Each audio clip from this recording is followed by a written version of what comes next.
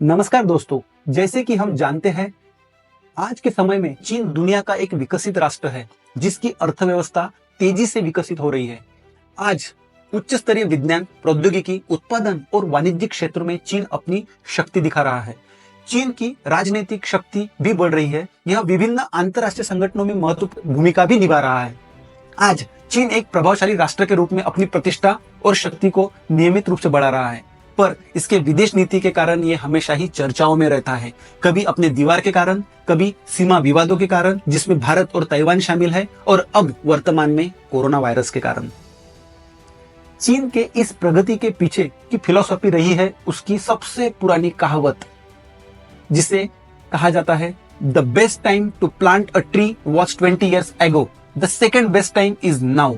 पेड़ लगाने का सबसे अच्छा समय 20 साल पहले था और दूसरा सबसे अच्छा समय अब है। अब ये कहावत चीनियों के दिल दिमाग पर पूरी तरह से छाई है और इसके कई सारे प्रमाण हमें रोज देखने मिलते हैं।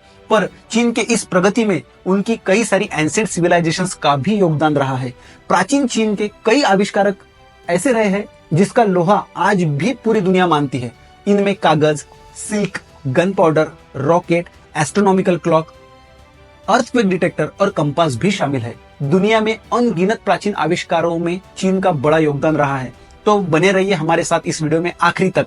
चलिए तो जानते हैं चीन के कुछ प्राचीन आविष्कारों के बारे में, जिनका हमारी रोजमर्रा की जिंदगी में खास महत्व रहा है। इनमें सबसे पहले आता है कागज। कागज के सिवा हम अपनी दुनिया की कल्पना भी नहीं कर सकते। कागज की वजह से ही हमें पुस्तकें, नोटबुक, डायरी तथा विभिन्न चीजें तैयार करने में इसकी मदद होती है। इसी कागज के माध्यम से हम अपने थॉट्स को एक्सप्रेस कर सकते हैं, नॉलेज को बांट सकते हैं और हमारी मेमोरीज को स्टोर भी कर रख सकते हैं। इसलिए कागज का महत्व हमारे जीवन में अत्यधिक रहा है, लेकिन इसकी निर्मित का इतिहास बड़ा लंबा रहा है। कागज के आविष्कारों से पहले दुनिया भर में लोग कई अलग अलग चीजों का इस्तेमाल करते थे। जैसे एंशिएंट इजिप्शियंस लिखने के लिए पपायरस स्क्रॉल का उपयोग करते थे। एंशिएंट यूरोप में लोग जानवरों की खाल पर लिखते थे। एंशिएंट चीनी हड्डियों, कछुओं के गोले और बांस की पट्टियों का उपयोग करते थे, लेकिन इसके भारीपन के कारण यह प्रैक्टिकली यूजफुल साबित नहीं हो सका। कागज बनाने के लिए रेशम का भी उपयोग किया जाता था, लेकिन उसकी क्वालिटी भी सेटिस्फैक्टरी नहीं मानी गई। आज जो कागज हम देखते हैं, लगभग ऐसे ही कागज का जन्म चीन में हुआ था, लेकिन इसकी निर्मित की तारीख अनिश्चित है। कागज बनाना चीन के महान आविष्कारों में से एक माना जाता है। इसका आविष्कार हान राजवंश के द्वारा हुआ और इसमें कई सारे सुधार किए गए। विशेष रूप से कई लून द्वारा सुधारी गई कागज लेखन के क्षेत्र में रिवॉल्यूशनरी साबित हुई। यह पेपर इस्तेमाल के लिए आसान था। इसमें कई अलग अलग कच्चे माल शामिल थे और चीन और यहाँ तक कि पूरी दुनिया के सांस्कृतिक विकास में इसका बड़ा योगदान रहा है। कागज के इस्तेमाल ने मानव जीवन को सुविधाजनक बनाया। अब इसके बाद आता है सिल्क यानी रेशम का आविष्कार। रेशम जो सबसे पुराने रेशों में से एक है, इसका आविष्कार 6000 साल पहले चीन में शांक्षी प्रांत में बसे सांस्कृतिक स्थल पर खोजा गया, जहां एक रेशम का कोकून आधा कटा हुआ पाया गया था, जो 4000 से 3000 ईसा पूर्व के बीच का था। चीनी लोगों ने रेशम की बुनाई तकनीक में महारत हासिल की थी और इसके रहस्य की बारीकी से रक्षा भी की थी। चीन के भीतर और अंतरराष्ट्रीय व्यापार में रेशम को बहुत ज्यादा महत्व दिया गया। उस वक्त रेशम एक लग्जरी फैब्रिक माना जाता था और प्राचीन चीन में यह राज परिवार और कुलीन वर्ग के लिए आरक्षित था। इसकी उत्तम बनावट, जीवंत रंगों ने इसे अमीरी और स्टेटस का सिंबल बना दिया था। रेशम व्यापार ने चीन और अन्य देशों के बीच राजनयिक संबंध में भी महत्वपूर्ण भूमिका निभाई। इस प्रकार रेशम ने उसकी आर्थिक स्थिति को मजबूत किया, बल्कि उसने अंतरराष्ट्रीय व्यापार और सांस्कृतिक आदान प्रदान में भी महत्वपूर्ण योगदान दिया। तो यह हुए रेशम के आविष्कार की बात।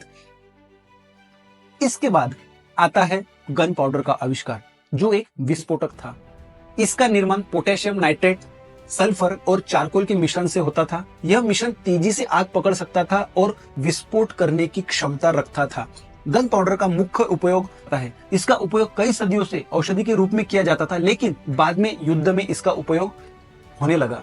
लेकिन इस समय गन पाउडर के साथ एक समस्या भी जुड़ी थी, जो थी मिश्रण को तैयार करने की। मिश्रण को सही तरीके से प्रज्वलित करना और विस्फोट करने में कई सारी मुश्किलें थी। इसके फॉर्मूले को सही अनुपात में बताना मुश्किल था। 13वीं सदी में अरब दस्तावेजों के अनुसार सबसे प्रभावी अनुपात था 1 भाग सल्फर, 3 भाग कोयला और 9 भाग साल्ट पीटर यानी पोटेशियम नाइट्रेट था। चीनी वैज्ञानिकों ने मेहनत करके इस समस्या का समाधान निकाला और गन पाउडर का अनुपात ठीक किया। इसके बाद यह आविष्कार युद्ध में एक महत्वपूर्ण भूमिका निभाने लगा। आगे गन पाउडर के आविष्कार ने और एक आविष्कार को जन्म दिया, यानी रॉकेट। कई सदियों पहले चीन में रॉकेट के जन्म की कहानी शुरू होती है। प्राचीन चीनी आविष्कारकों ने प्रज्वलित गन पाउडर द्वारा उत्पन्न प्रतिबल बल का उपयोग करके रॉकेट बनाए। इतिहास के अनुसार 228 बीसी में वेई राज्य ने पहली बार शू राज्य की आक्रमणकारी सेनाओं के खिलाफ चेचांग की रक्षा में इन रॉकेट्स का इस्तेमाल किया था। बाद में सोंग राजवंश ने गन पाउडर उपयोग करके रॉकेट बनाने की भारी मात्रा में शुरुआत की, जिसे धनुष से चलाया जाता था। ऐसे प्राचीन रॉकेट्स और सुधारित रॉकेट्स को चीन में सेना और मनोरंजन की गतिविधियों में व्यापक रूप से इस्तेमाल किया जाने लगा। अब हम चीन के प्राचीन काल में और एक अद्भुत आविष्कार के बारे में बात करेंगे, यानी एस्ट्रोनॉमिकल क्लॉक, जिसे कॉस्मिक इंजन भी कहा जाता है। सु सोंग नामक वैज्ञानिक ने इस आविष्कार को जन्म दिया था, जो आज वास्तविकता में बहुत महत्वपूर्ण माना जाता है। सु सोंग एक मैथमेटिशियन और मैकेनिकल इंजीनियर थे, जिनका जीवन काल 1020 से 1101 ईस्वी तक था।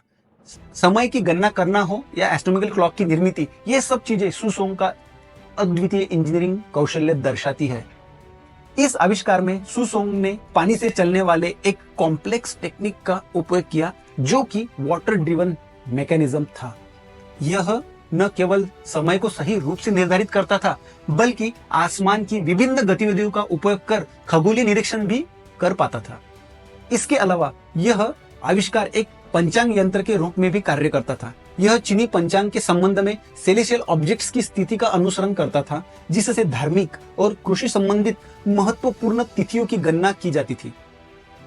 यह आविष्कार न केवल तकनीकी रूप से अद्वितीय था, बल्कि इसने चीन के समय की गणना, खगोल विज्ञान और यातायात की अद्वितीय प्रगति की ओर नई दिशा दी। ऐसा ही और एक प्राचीन चीनी आविष्कार था अर्थक्वेक डिटेक्टर। बहुत समय पहले प्राचीन चीन में हान राजवंश के दौरान एक प्रतिभाशाली खगोलज्ञ और आविष्कारक जंग हेरंग नाम का व्यक्ति था। जंग हेरंग प्राकृतिक विश्व के रहस्यों में रुचि रखते थे। एक दिन जब उन्होंने भूकंप की भयंकर शक्ति के बारे में विचार किया, तो उनके मन में एक अद्भुत विचार उत्पन्न हुआ। उन्होंने उस वक्त एक ऐसी यंत्र का निर्माण किया जो इन भूकंपों को पहचान सके और उसके दिशा और तीव्रता का पता लगा सके। उन्होंने इसे साइस्मोस्कोप का नाम दिया। यह एक जटिल पीतल का यंत्र था, जिसमें 8 ड्रैगन के सिर थे, जो उसके किनारे के चारों ओर स्थित थे। प्रत्येक ड्रैगन के मुंह में एक पीतल का गोला था। इन ड्रैगन्स के नीचे 8 पीतल के मेंढक थे, जो अगर भूकंप होता तो उसकी दिशा की ओर मुड़ जाते। जंग हेरंग के इस अद्भुत आविष्कार की खबर फैलने लगी और लोग उनके यंत्र की प्रशंसा करने लगे। यह आविष्कार भूकंपों को पहचानने की स्थानीयता की दिशा में एक महत्वपूर्ण कदम था, और यह चीनी सभ्यता और विज्ञान के विकास के लिए एक महत्वपूर्ण मील का पत्थर साबित हुआ। अब हम बात करेंगे चीनी युग के और एक शानदार आविष्कार के बारे में, यानी कंपास के बारे में। यह उपकरण है जो हमें दिशा बताने में मदद करता है। प्राचीन चीनी कंपास में आयरन ऑक्साइड, जिसे लोडस्टोन या मैग्नेट के नाम से जाना जाता है। पहले चीनी कंपास की सबसे लोकप्रिय डिजाइन में एक लोडस्टोन, जो स्वाभाविक रूप से दक्षिण की ओर इशारा करता था, और एक ब्रॉन्ज प्लेट का उपयोग किया जाता था। पत्थर को चम्मच के आकार में डिजाइन किया जाता था, जिसमें ब्रॉन्ज की सपाट प्लेट पर रख दिया जाता था। जैसे ही ब्रॉन्ज की प्लेट को हिलाया जाता, यह चम्मच चारों ओर घूमने लगता और उसका हैंडल उत्तर दक्षिण स्थित हो जाता था। इस प्रकार लोडस्टोन खुद को पृथ्वी की चुंबकीय क्षेत्र के साथ पैरेलल कर लेता था। इसे दक्षिण सूचक यंत्र भी कहा जाता था। इस ब्रॉन्ज प्लेट पर नक्षत्र, कार्डिनल पॉइंट और प्राचीन चीनियों के लिए महत्वपूर्ण अन्य प्रतीक भी अंकित हुआ करते थे। दोस्तों, आज के वीडियो में इतना ही। धन्यवाद।